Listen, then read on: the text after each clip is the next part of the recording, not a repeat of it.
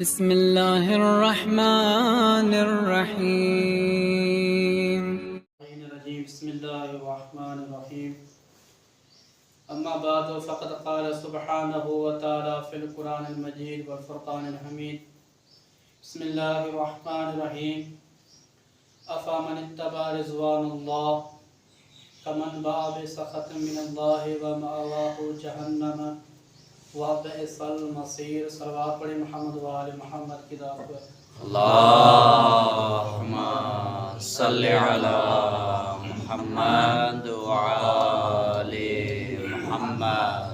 رضا اور خوشنودی الہی یعنی رضا الہی کے جو اسباب ہیں وہ ماہ رمضان میں انسان کس طرح حاصل کر سکتا ہے. اللہ تبارک و تعالی قرآن میں ارشاد فرماتا ہے افمن اتبع رضوان اللہ کمن باء بسخط من اللہ ومأواہ جہنم وبئس المصیر.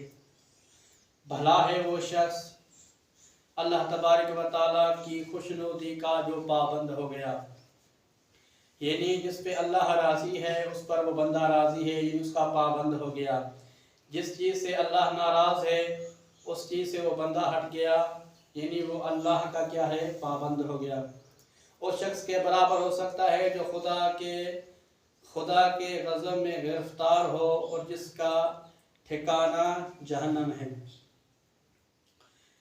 اور پھر امام زین العابدین علیہ السلام فرماتے ہیں ارزاقکم عند اللہ اسبغکم علی عیالہ.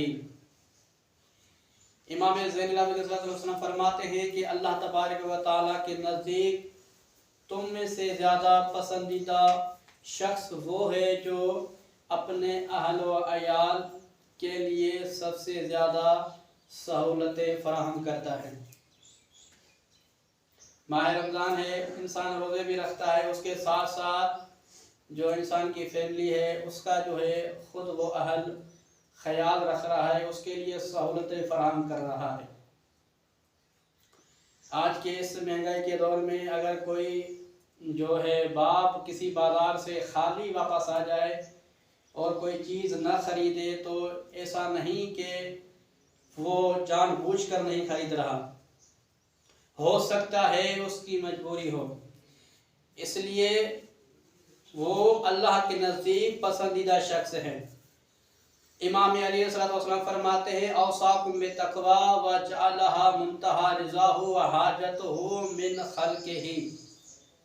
خدا نے تمہیں تقوی پرہیزگاری کی ہدایت کی اور اسے اپنی رضا خوشنودی کی حد آخر اور مخلوق سے اپنا مدعا قرار دیا ہے. پھر فرمایا ہیہات لا یخدع اللہ عن جنتہ ولا تنال مرضاتہ الا بطاعتہ. افسوس اللہ کو دھوکہ دے کر اس سے جنت نہیں لی جا سکتی اور بغیر اس کی اطاعت کے اس کی رضامندیاں حاصل نہیں کی جا سکتی. پھر فرمایا رضی اللہ سبحانہ مقرون بطاعتہ.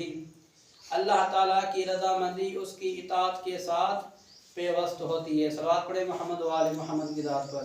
اللہم صلی علی محمد وآل محمد. پھر فرمایا تین چیزیں جو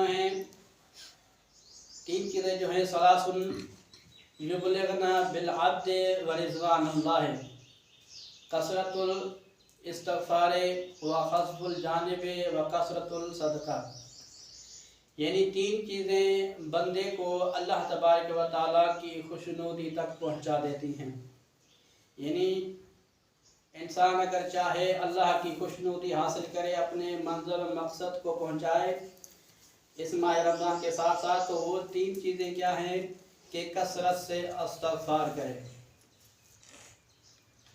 اس کے ساتھ ساتھ پھر فرمایا تواضع و انکساری.